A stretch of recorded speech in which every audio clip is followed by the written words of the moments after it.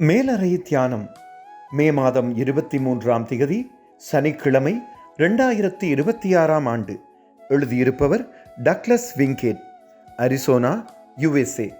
தலைப்பு இயேசுவை நோக்குதல்.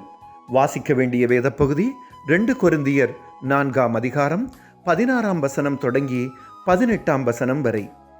இன்றைய நாளுக்குரிய தியான வசனம் எபிரேயர் 12ஆம் அதிகாரம் 1ஆம் வசனம். விசுவாசத்தை துவக்கிறவரும் முடிக்கிறவருமாயிருக்கிற இயேசுவை நோக்கி நமக்கு நியமித்திருக்கிற ஓட்டத்தில் பொறுமையோடே ஓடக்கடவோம். நான் சிறுவனாயிருந்த காலத்தில் சைக்கிள் ஓடுவதற்கு பழக தனியாகவே முயற்சி செய்தேன். ஆனால் எதிலாவது முட்டி மோதி விழுந்து விடுவேன். எனது மூத்த சகோதரன் போக வேண்டிய இடத்தை நிமிர்ந்து நேராக பார்த்தபடி முயற்சி செய்யும்படி சொல்வார். நான் எப்படி முயன்றாலும் பயத்தினாலும் கவலையினாலும் வேறு கவன ஈர்ப்புகளினாலும் எனது பார்வை திரும்பிவிடும். சில முயற்சிகளின் பின் அவருடைய ஆலோசனையை கடைப்பிடித்தேன். தடைகள் அகன்றன. அதன்பின் சைக்கிள் ஓடுவது மகிழ்ச்சியான காரியமாக மாறியது.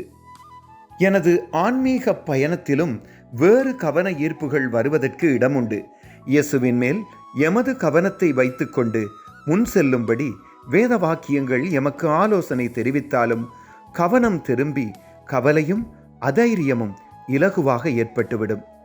ஆனால் வேதாகமம் எமக்கு தைரியம் தருகிறது. தினமும் வேதாகமத்தை படிப்பது எமக்காக நியமித்திருக்கிற ஓட்டத்தில் பொறுமையோடே ஓடுவதில் கவனம் செலுத்துவதற்கு பெரிதும் உதவியாக இருக்கும். எமது ஆவிக்குரிய வாழ்க்கை பலனடைந்து மகிழ்ச்சியை தருவதற்கு விசுவாசத்தை தொடக்கிறவரும் முடிக்கிறவருமான இயேசுவில் எமது கண்களை வைக்க உதவி செய்யும். ஜெபம். அற்புதமான ஆண்டவரே, எமது தினசரி வாழ்வில் வரக்கூடிய புற ஈர்ப்புகளிலிருந்து எம்மை காத்துக்கொள்ள உங்கள் வார்த்தைகளில் எமது நோக்கத்தை நிலைநிறுத்த உதவி செய்யுங்கள். ஆமேன். இன்றைய நாளுக்குரிய சிந்தனை. நம்பிக்கையுடன் முன் செல்வதற்கு எனது கண்களை இயேசுவில் வைப்பது உதவியாக இருக்கும். கர்த்தருடைய அன்பும் இரக்கமும் அவர் தரும் பாதுகாப்பும் இந்த நாளில் உங்கள் அனைவரோடும் கூட இருப்பதாக.